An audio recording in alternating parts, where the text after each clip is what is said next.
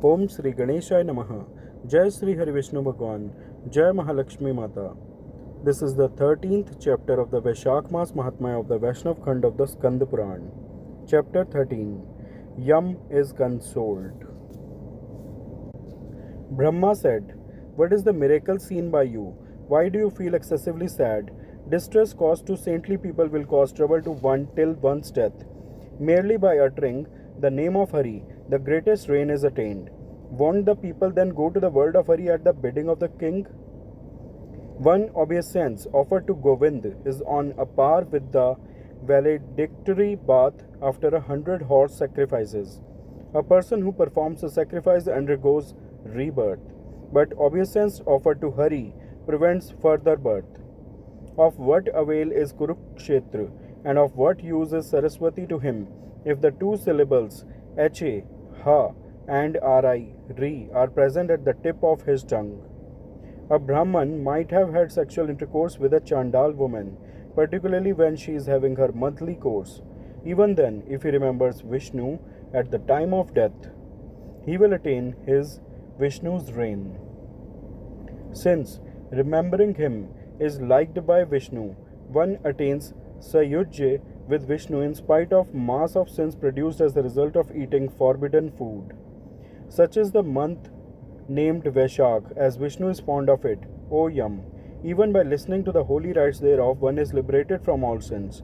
Then, does it need to be particularly mentioned that one who is devoted to the performance of holy rites goes to the world of Vishnu? When one sings about the greatness of Vaishakh rites, Purushottam becomes pleased. How then does a person who is devoted to the performance of holy rites not attain salvation? The Lord of the worlds, Purushottam, is our progenitor. This king performs these holy rites in the month of Vaishakh, which he, the Lord, likes. Hence, Vishnu is delighted with him. He always stands by him and assists him. O Yam, you are not competent to punish him or teach him. Nothing inauspicious exists in the case of the devotees of Vasudev. They need not be afraid of births, deaths, old age, and sickness. An employee should eagerly engage himself in the tasks of his master to the maximum of his capacity. He should become contented with that much. He does not fall into naraks. When the task entrusted to him is beyond his capacity, the employee should inform his master. By that much, the servant becomes free from indebtedness and attains happiness. Once he has intimated to the employer, he becomes free from indebtedness and sin. If endeavor is made in regard to his duty, the embodied one, that is, employee, has no offense whatsoever. Therefore, it does not behove you to bewail when the task has become impossible. On being told thus by Brahma, Yam became further dejected. With his eyes bedimmed with flowing tears, he spoke these words, giving expression to his pitiable plight. O dear one, everything that I have acquired has been obtained by means of the worship of your feet. O lotus-born Lord, I will not go to my duty once again as long as this excessively powerful king rules this earth. O Lord, I shall get that king removed from his holy rites and then alone be contented like a son who has offered rice balls to his ancestors at Gaya. O merciful one, enable me to attain this and fulfill my task without fail. Thereafter I shall be free from ailments once again and shall carry out your behest." On hearing what was requested by Yam, Brahma became worried once again. Consoling him in various ways, Brahma spoke to him once again. Brahma said, "The king who is devoted to Vishnu's holy rites cannot be restrained by you. If, out of anger, you wish to outwit him, wait. We shall first approach Hari and intimate everything to him. What he says thereafter, we shall carry out. He alone is the maker of the world. He is the protector of Dharma. He alone is our guide, chastiser, maker, and controller. O Dharma, after he has said anything, there is nothing to say further. There is no scope for any argument. It is not proper for us to dispute further.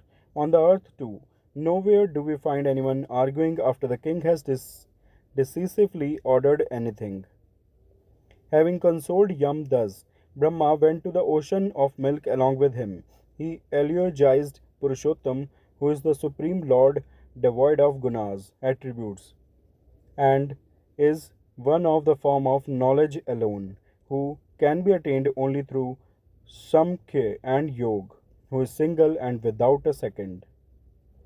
Then Vishnu manifested himself before them on being eulogized by Brahma. Yam and Brahma hurriedly made obeisance to him, in words and tone as majestic as the rumbling sound of a cloud. Mahavishnu spoke to them. What for have you both come here? Is there any misery caused by demons? Why is the face of Yam pale and faded? Why is he stooping down his head? Explain this, O Brahma.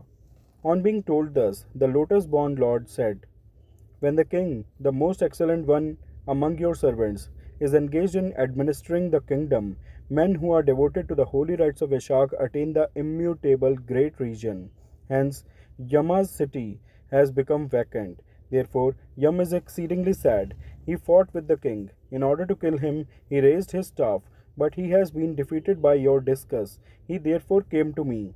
We are not competent to mete out punishment to your noble souled devotees. Hence, we have sought refuge in you alone, O great Lord. Chastise that king and protect Yam, who is your own favorite. On being told thus, the Lord laughingly said to Brahma and Yam, I will forsake Lakshmi, my vital ears and body, Shrivatsa, Kaustubh, my garland named Vaijayanti, Shwetdweep, Vaikuntha, the milk ocean, Shesh, and even Garuda. But I am not at all interested in forsaking my devotee. How can I feel interested in abandoning my devotees who leave off all worldly pleasures for my sake? They are ready to abandon even their lives for my sake. The blessed ones identify themselves with me, so I shall find out other means of suppressing your misery. That king has been given by me a lifespan of 10,000 years on the earth. Of them, 8,000 years have passed by, O annihilator of men. If the remaining part of his life is spent, he will attain Sayujya with me. Thereafter, a vicious person named Vain will become king. He will destroy all these holy rites laid down in the Shrutis. At that time, the Vaishakh holy rites too will become extinct. On account of the sins committed by him alone, Vain will perish. Afterwards, I will incarnate as Prithu and spread the holy rites once again. Then I will popularize the rites of Vaishakh among people. Only one in 1,000 will be my true devotee who will dedicate his own vital years to me and will renounce the desire to hoard more and more possessions. These holy rites will be current only among such men. One among many will come to the conversant with these holy rites of mine on the earth. Thereafter, your task will be fulfilled.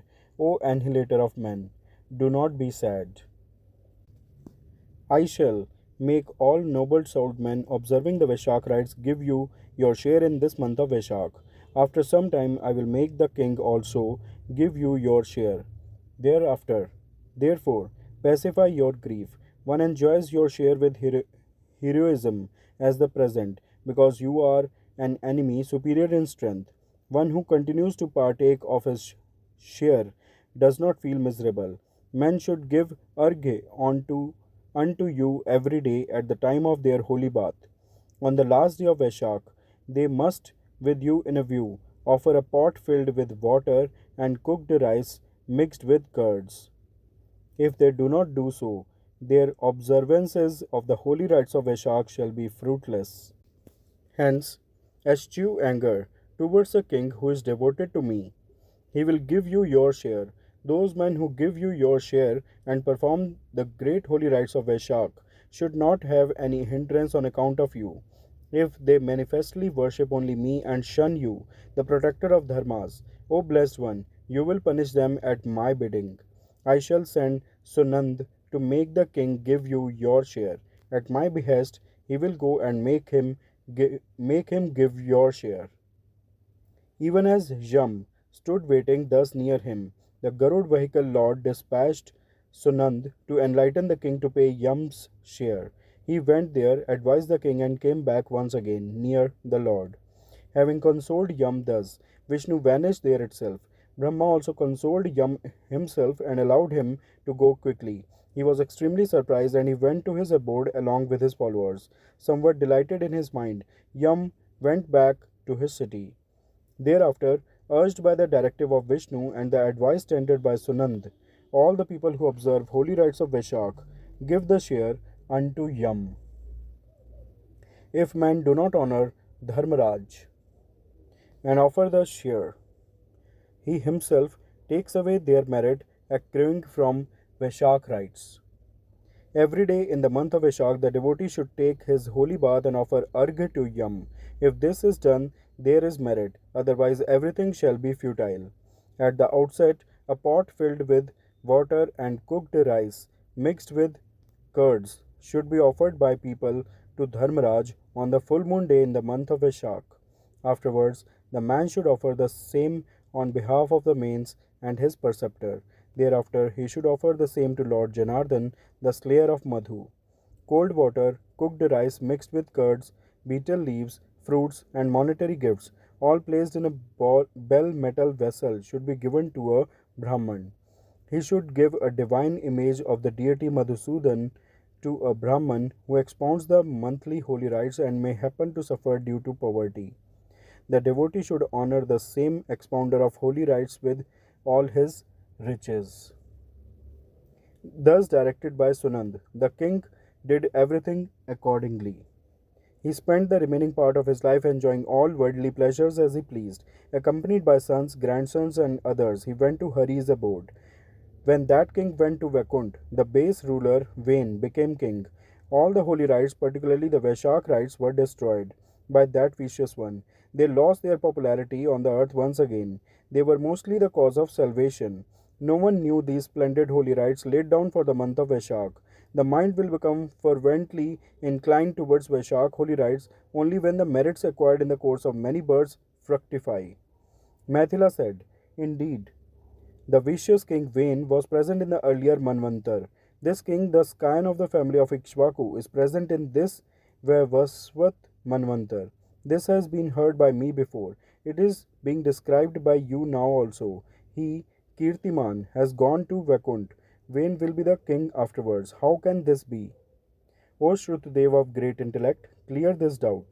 Shrutudev replied, "There is conflict in Puranas only because of this difference in the arrangement of yugas and kalpas.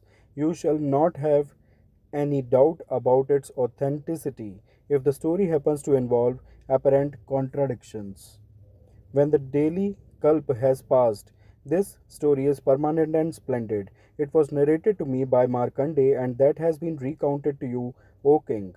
Hence, the Vaishakh rites should not become popular. Only one among many will know it. He will be unattached to the worldly pleasures. He will be devoted to Vishnu." The 13th chapter of the Vaishakh Maas Mahatmya of the Vaishnav Khand of the Skand Purana is completed. All those who are listening, please say with me, Jai Shri Hari Vishnu Bhagwan, Jai Mahalakshmi Mata. Friends, please like and share this video. Also do subscribe the channel. Thanks. Hare Krishna.